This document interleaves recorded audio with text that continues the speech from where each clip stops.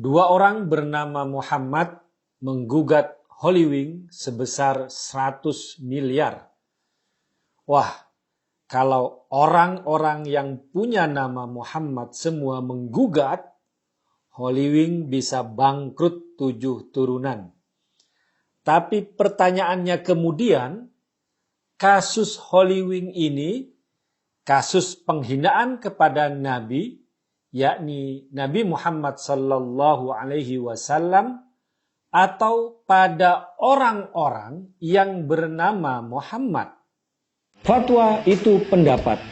Fatwa bisa didebat. Fatwa tidak mengikat. Fatwa itu opini, tidak suci, meniscayakan toleransi. Dan sebaik-baik fatwa, suara hati nurani.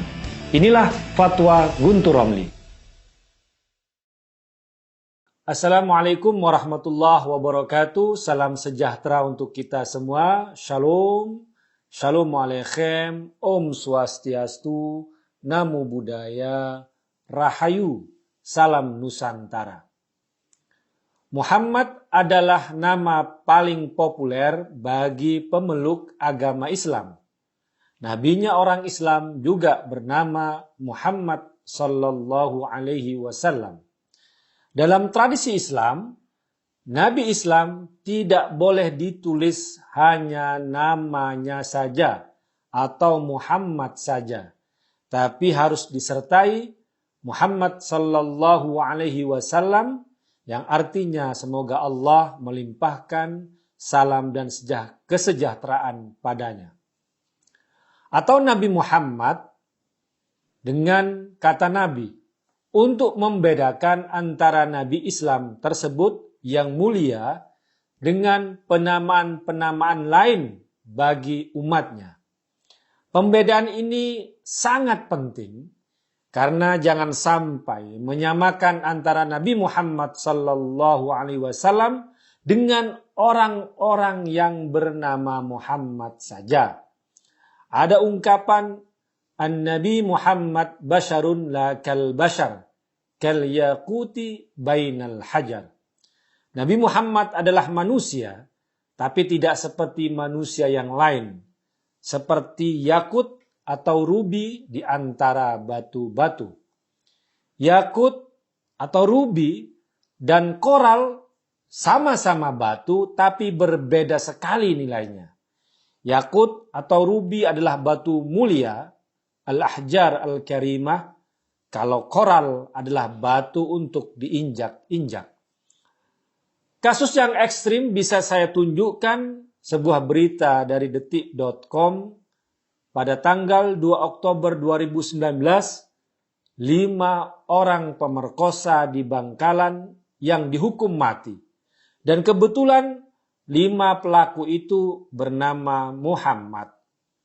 Ada Muhammad Sohib, ada Muhammad Jepar, Muhammad Hajir, Muhammad Saja, dan Muhammad Hayat. 5 orang bernama Muhammad itu melakukan tindakan bejat dan biadab dengan membunuh dan merampok pasangan bernama Ahmad dan pacarnya. Mereka membunuh Ahmad dan memperkosa pacarnya yang berusia 17 tahun sebelum dibunuh. 2 jasad korban kemudian dibuang ke dasar goa di tepi pantai dan baru ditemukan setelah 2 bulan kemudian. Na'udzubillah, kalau kita mau bawa 5 pelaku yang bernama Muhammad itu dengan tindakan Islam, apalagi dengan Nabi Islam. Muhammad adalah nama mulia sekaligus doa. Namun tidaklah menjamin yang punya nama itu mencerminkan tindakan Islam. Karena itu pernah diriwayatkan Sayyidina Umar radhiyallahu anhu pernah melarang penamaan menggunakan nama Muhammad. Seperti yang diriwayatkan Imam Nawawi dalam kitab Syarh Muslim. Tujuannya untuk memuliakan nama Muhammad. Karena ada kasus Nabi Muhammad sallallahu alaihi wasallam tidak suka apalagi nama gelarnya, nama julukannya Abul Qasim hingga nama Muhammad dipakai orang lain tapi untuk tujuan yang tidak baik. Namun kemudian ada sabda Nabi Muhammad sallallahu alaihi wasallam, tasammu bi ismi wala taktanu bi kunniyati. Pakailah namaku tapi jangan dengan julukanku. Maksudnya jangan memakai Nabi Muhammad sekaligus Abul Qasim. Karena Muhammad Abul Qasim adalah Muhammad Rasulullah sallallahu alaihi wasallam. Dalam tradisi Islam pun nama Muhammad dianjurkan, mustahab. Namun sekali lagi harus diperhatikan soal adab dan aturan penamaan Muhammad. Apalagi jangan sampai ada pikiran untuk menyamakan orang yang bernama Muhammad dengan Nabi Muhammad sallallahu alaihi wasallam. Nabi Muhammad sallallahu alaihi wasallam juga memiliki istri bernama Maria Al-Qibtiyah radhiyallahu anha. Maria dari Koptik, dari Mesir. Khazanah klasik menulis namanya dengan Maria Al-Qibtiyah, bukan Maryam, yang biasanya merupakan arabisasi dari nama Maria menjadi Maryam.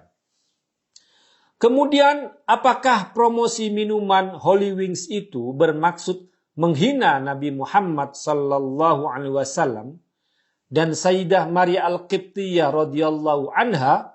Ini yang harus diperiksa di pengadilan. Karena nama Muhammad dan Maria pun dipakai telah membuat kehebohan dan kontroversi yang memantik demo dan penolakan di mana-mana. Kasus ini juga telah ditangani secara maksimal. Para terduga pelaku yang kini menjadi tersangka sudah ditangkap dan gerai-gerai Holy Wings pun sudah ditutup. Namun tentu saja masih ada kelompok-kelompok yang mau menunggangi kasus ini untuk tujuan-tujuan tertentu dan demi kepentingan mereka sendiri. Bisa jadi untuk menutupi kasus Roy Suryo yang kalau kita lihat perjalanan kasusnya tidak secepat dan segercep kasus Holy Wings. Apakah karena kasus Holy Wings yang menjadi sasaran adalah agama mayoritas Islam, kemudian kasusnya seperti kilat? Tapi karena Roy Suryo diduga menghina agama minoritas Buddha, kemudian kasusnya seperti keong? Atau karena para tersangka di kasus Holy Wings orang-orang biasa saja, desainer, admin medsos, promosi? Tapi kalau Roy Suryo itu mantan menteri, ini merupakan penegakan yang tidak adil. Kemudian sekarang ini muncul gugatan dari orang-orang yang bernama Muhammad. Pertanyaannya kemudian, apakah kasus Holy Wings ini kasus penghinaan agama, penghinaan terhadap Nabi, atau kepada orang-orang yang bernama Muhammad saja?